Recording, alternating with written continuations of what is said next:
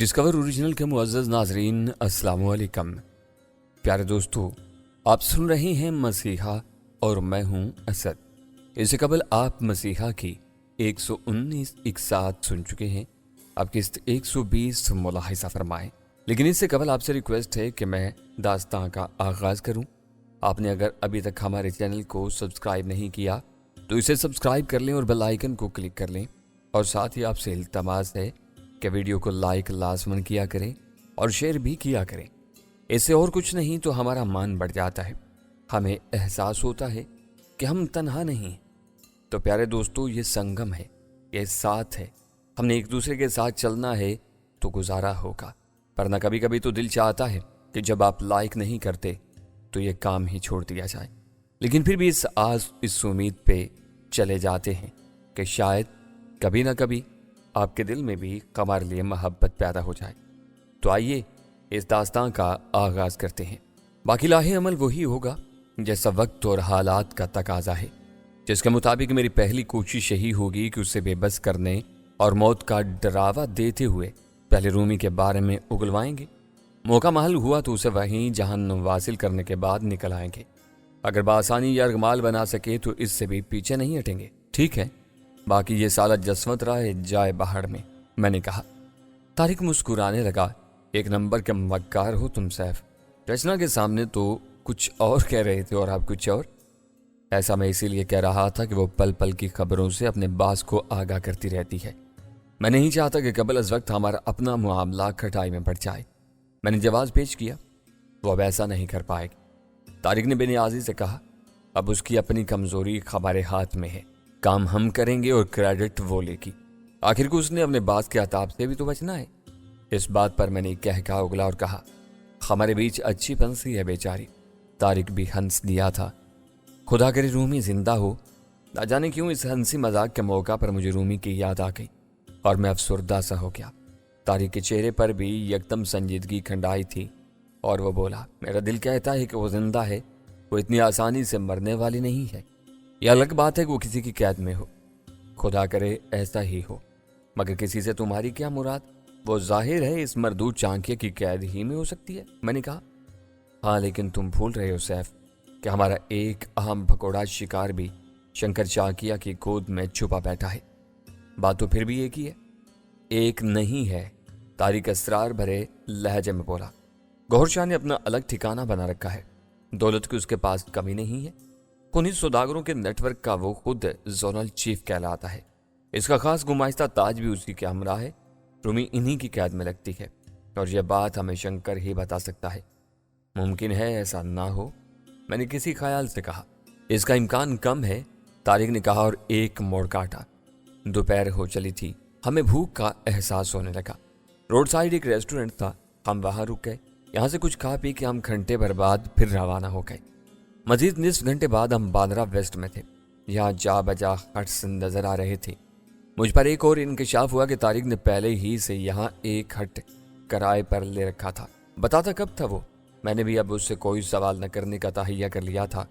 हालांकि सवालात कहीं थे। मसलन मैं उससे पूछना चाहता था कि मोहतरम तारिक साहब, अगर मंसूबे के मुताबिक आपने एक नाज़रीन हसीन का बहरूप भरना ही था तो ये कष्ट खोली में क्यों कर डाला? यहाँ इस ढंग की जगह पर ही कर लेते।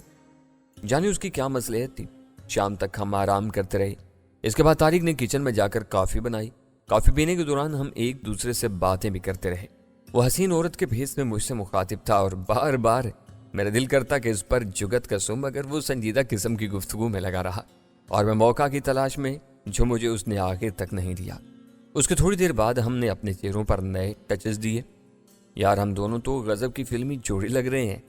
एक तवील अरसे बाद ऐसी तैयारी पर मैंने कदादम आईने के सामने खड़े होकर अपने दराज कदोकामत का तनकीदी नजरों से जायजा लेते हुए कहा।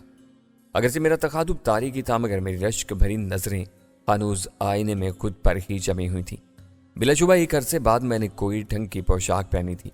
शार्क स्किन के ब्लू सूट कोट में खुद को हीरो से कम नहीं समझ रहा था। एक हसीना के रूप में बेश कीमत मगरबी अंदाज के मशरकी टचेस लिए हुए उसकी पोशाक भी कम नहीं थी। उसने एक फैंसी लेडीज पर्स भी थाम रखा था। थामने का अंदाज औरतों की तरह ही का था।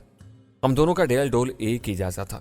تاہم اپنا قد میرے برابر رکھنے کے لیے اس نے پنسل ہیل والی سینڈلیں نہیں پہنی تھی۔ یہ عورتوں کی طرح اب اپنا ہی بار بار جائزہ لینا چھوڑو اور نکلنے کے کرو۔ طارق نے مجھے پیچھے سے ٹوک دیا۔ میں نے برا سا منہ بناتے ہوئے کہا، یار اتنے عرصے بعد تو ایسی زبردست مردانہ تیاری کرنے کا موقع ملا ہے، دیکھو تو ذرا مجھے معلوم ہی نہیں تھا کہ میں اتنا وجیح بھی ہوں۔ میں نے اکڑتے ہوئے کہا، اب پتہ چل گیا نا، ہو گئی تسلی، چلو نکلو اب دیر ہو رہی ہے۔ اس نے پیچھے سے آ کر میرا بازو پکڑ لیا۔ 7 بجے تک ہم نکل کھڑے ہوئے۔ ہٹ ہم نے نہیں چھوڑا تھا، کار بھی وہیں چھوڑ دی۔ ہم دونوں پیدل نکلے تھے۔ ٹیکسی لی اور اسے ہاربر ہاؤس چلنے کا کہا۔ اب مجھے کچھ اندازہ ہو رہا تھا کہ کھٹارا کار میں یہاں تک آنے اور اب ایک قدر ٹیکسی کروانے کا کیا مقصد ہو سکتا تھا۔ تاہم ایک بات اب بھی میری سمجھ میں نہیں آ رہی تھی کہ ہمارے پاس کوئی دعوت نامہ نہیں تھا، ایسے میں کون ہمیں اندر داخل ہونے دے گا؟ ہم اس قدر زبردست تیاری کے بعد اور اس پر مستضاد ایک حسین خاتون ہمراہ ہو، کیا شنکر چانکیا جیسے آدمی کی بھاری بھرکم شادی کی تقریب میں جا سکتے ہیں؟ ایک اعتراض میرے ذہن میں آیا اور اس کا میں نے طارق سے اظہار بھی کر ڈالا۔ کیوں نہیں جا سکتے؟ طارق نے مجھے گھورا۔ جانے کو تو جا سکتے ہیں، میں نے جواب میں کہا، لیکن پہلی فرصت میں وہاں سے دھتکار دیے جائیں گے اور سارا منصوبہ پہلے ہی مرحلے میں چوپٹ ہو جائے گا۔ یوں بھی ہم پہلے جلدی جا رہے ہیں، شباب تقریب تو شام یا رات میں عروج پر ہوتی ہے۔ ہم پیٹ بھرنے نہیں جا رہے ہیں، وہ بولا، ایک مقصد ہے ہمارا وہاں جانے کا۔ ٹیکسی چمکتی سڑک پر جیسے پھسلتی جا رہی تھی۔ باندرا ویسٹ کا علاقہ بلا شبہ بڑا مثالی تھا۔ چمکتی دمکتی تارکول کی بل کھاتی سڑکیں، جا بجا فینسی اسٹائل کے الیکٹرک پول اور ان پر لگے بلبوں کی روشنی میں اطراف کا علاقہ خاصا روشن نظر آ رہا تھا۔ دور ساحل سمندر کی جانب ٹمٹماتی روشنیاں اور جہازوں کی حرکت پذیر روشنیاں جیسے سمندر کے سینے پر آسمان سے اتری کہکشائیں لگ رہی تھیں۔ وہاں بنے ریسٹورنٹ اور بار کے نیون سائنز بھی چمکتے دکھائی دے رہے تھے۔ ہماری گاڑی ان سب کے قریب سے ہوتی ہوئی ایک دوسری سڑک پر آ گئی اور اب فراٹے بھرنے لگی تھی۔ میں اسی طرح خاموشی کے ساتھ کھڑکی کے پاس بیٹھا پورے انہماک کے ساتھ بیرونی مناظر کا جائزہ لیتا رہا۔ 10-15 منٹوں بعد ساحل کی طرف کے روشن مناظر معدوم سے ہونے لگے، مگر بے کران پھیلے سمندر کا ایک بڑا حصہ اب بھی دکھائی دے رہا تھا، جو اوپر تاریک آسمان پر دمکتے تاروں کی روشنی میں ہلکور لیتا انتہائی دل فریب معلوم ہو رہا تھا۔ جس سڑک پر ہماری ٹیکسی رواں دواں تھی، وہ سڑک کبھی سمندر کے قریب ہوتی محسوس ہونے لگتی تو کبھی بہت دور ہو جاتی۔ ایسے ہی ایک موقع پر جب سڑک سمندر سے قدر دور ہوئی تو ایک بڑا سا واچ ٹاور دکھائی دیا۔ سڑک اس کے قریب سے گھومتی ہوئی ایک کوس کی صورت میں بائیں جانب مڑ رہی تھی۔ ٹیکسی آہستہ ہو کر اسی کی رہنمائی میں گھومی اور پھر رفتار پکڑ لی۔ مجھے ایسا لگ رہا تھا جیسے ہم کسی بھول بھلیوں کا شکار ہو گئے ہیں اور گھوم پھر کر دوبارہ ایک ہی مقام پر آ جاتے ہیں۔ اگرچہ ایسا نہیں تھا، کیونکہ اگلے 10 منٹ بعد ہی اطراف میں کچھ ایسی ڈھلانیں دکھائی دینے لگیں جن پر خاصے فاصلے سے شاندار رہائش گاہیں بنی ہوئی تھیں۔ ان رہائشی عمارتوں کے درمیان بہت فاصلہ رکھا گیا تھا۔ ہماری ٹیکسی اب ان کے درمیان سے ہوتی ہوئی سیدھی نکل گئی اور سامنے ہی ہمیں قدر سطح مرتفع پر تقریباً کوئی 3000 گز سے زائد پر پھیلی والیشان عمارت بقائے نور بنی نظر آ گئی۔ اندھیاروں کے بیچ چمکتی دمکتی ہاربر ہاؤس کی یہ عمارت جیسے تاریک آسمان پر چاند کی طرح چمک رہی تھی۔ اس رنگین کمکموں اور گردشی لائٹوں سے خوب سجایا گیا تھا۔ اس کے سامنے احاطہ اور باؤنڈری وال کا رقبہ عمارت کے نصف رقبے تک کا ہی محسوس ہوتا تھا۔ وہاں 2 ہیلی پیڈ بھی نظر آئے، جن میں ایک خالی تھا اور دوسرے پر 1-2 پنکھ والا ہیلی کاپٹر ٹکا کھڑا دکھائی دے رہا تھا۔ باقی انواع و اقسام کے ماڈل کے بیچ قیمت نئی چمکتی گاڑیوں کا کوئی شمار نہیں تھا، جو ظاہر ہے مہمانوں ہی کی ہو سکتی تھی۔ ہاربر ہاؤس کے الفاظ مختلف رنگ اور روشنیوں کے نیون سائن میں جل اور بجھ رہے تھے۔ لان کو بھی عمارت ہی کی طرح تیز لائٹوں سے سجایا گیا تھا۔ وہاں بھی مہمانوں کی خاطر مدارت کا انتظام موجود نظر آ رہا تھا۔ باوردی ویٹرز اور ویٹرس مہمانوں کو بڑی تندہی کے ساتھ سرو کرنے میں مصروف تھے۔ لان کے چاروں کونوں میں پروجیکٹر اسکرینیں بھی استعداد تھیں، جن میں لان میں موجود مہمانوں کے مناظر کسی فلم کی طرح دکھائی دے رہے تھے۔ ٹیکسی کار پارکنگ کی جانب مڑ گئی۔ وہاں وردی پوش 2 عدد لمبے چوڑے دربان موجود تھے اور باقاعدہ انویٹیشن کارڈ چیک کر رہے تھے۔ اب کیا ہوگا؟ میں نے اندر ہی اندر خود سے سوال کیا۔ تب تک ہماری ٹیکسی دربانوں تک پہنچ چکی تھی۔ کارڈ پلیز، ایک نے جھک کر کہا۔ میں نے دیکھا طارق نے جلدی سے اپنے پرس میں سے کوئی کارڈ نکال کر انہیں دکھایا تھا۔ اوہ رپورٹر، اوکے، تشریف لے آئیے، دونوں میں سے ایک دربان نے شستہ لہجے میں کہا اور ڈرائیور نے ٹیکسی آگے بڑھا دی۔ اندر پارکنگ میں آ کر ٹیکسی رک گئی۔ طارق نے اپنے پرس میں سے کرایہ نکال کر ڈرائیور کو دیا और फिर हम दोनों नीचे उतर आए। वो मुझे लेकर फौरन कारों की झुरमुट के दरमियान आ गया। अब कहाँ जाना है, मैंने हमंकू की तरह सवाल किया। पहले जायजा लेने दो और मेरी बात गौर से सुनो। वो मर्दाना आवाज में धीमे लहजे में बोला, तुम और मैं दोस्त, मेरा नाम रेखा है और मैं अमिताभ बच्चन। मैंने जैसे उसका जुमला उचक लिया। वो दांत पीस कर बोला, तुम्हारा दिमाग तो नहीं चल गया? पहले मेरी पूरी बात तो सुन लो। सुनाओ। तुम गोविंदर राम और मैं रेखा हूं। हम दोनों डेली वाइस के फिल्मी रिपोर्टर्स हैं। मुहतात रहना, क्योंकि वहां सचमुच के फिल्मी सहाफी भी आए होंगे। ऐसा सिर्फ जरूरत की हद तक ही कहना होगा, वरना नहीं। समझ गया। मैंने सादतमंद बच्चे की तरह अपने सर को असबात में जुम्बिश दी। गुड, अब उसके बाद हम भात भात की बेच कीमत और चमकती दमकती गाड़ियों की झुरमुट से निकलकर वसी वारिस लान में आ गए। खूब गहमा गहमी मची हुई थी। खाने पीने और पीने पिलाने समेत सारे ही दौर चल रहे थे। जर्क बर्क मलबूसात में अल्ट्रा मॉडर्न खवातीन और सूट पोश मर्द पूरी तरह इंजॉय कर रहे थे। असल तकरीब अभी शुरू नहीं हुई थी, क्योंकि अभी तक कोई मेजबान या ऐसे किसी गिरोह का कोई कारिंदा नजर नहीं आ रहा था। शिकार को पहचानेंगे कैसे? मैंने इधर उधर देखते हुए तारिक के कान में तरगोशी की। मैं पहचान लूंगा और बहुत जल्द तुम भी, मगर शिकार अभी यहाँ नजर नहीं आ रहा है। तारिक बोला, तुम दूर दूर क्यों हो? इस तरह शुबा हो जाएगा। मेरे साथ इस तरह लग कर चलो जैसे मैं वाकई तुम्हारी कोई महबूबा हूं। अच्छा, मैंने जी कड़ा करके कहा और उसके साथ तकरीबन लग कर चलने लगा तो उसने फिर ठोका, अरे जरा ध्यान से, मेरे पाँव में अपना पैर ही मत उलझा देना, दोनों ही गिर पड़ेंगे। हम मेहमानों में शामिल हो गए। एक बावर्दी वेटर फौरन ट्रे उठाए हमारी जानिब बढ़ा। ट्रे में रंग बरंग मशरूबात के ब्लोरी पैग धरे पड़े थे। मैंने घूरने लगा तो तारिक ने टहोका दिया और मेरे कान में कहा, कोई भी एक उठा लो। कहते उसने एक पैग उठा लिया। मैंने भी उसकी तकलीद कर डाली। तारिक तो बाकायदा पीने लगा। मैंने अलबत्ता पैग हाथ ही में पकड़ रखा। एक सिप भरो, कभी पी नहीं क्या? तारिक की झुल्लाती हुई सरगोशी उभरी। नहीं, दिखावे के लिए एक सिप भरो, बाद में नजर बचाकर पिचकारी मार देना। उसने मुझे तरीका समझाया। मैंने ऐसा ही किया और जी कड़ा करके आबे अरगवा का एक घूंट मुंह में लिया और वो इस कदर तल्ख लगा कि जुबान में रखते ही तेज सा जायका हल्क में जा लगा और बेइख्तियार मुझे ठसका लगा, जिसके नतीजे में शराब का भरा हुआ घूंट जो अभी मेरे मुंह ही में था, उबल या उगल कर सामने एक झिलमिलाती खातून के नीम बरहना शाने पर जा पड़ा।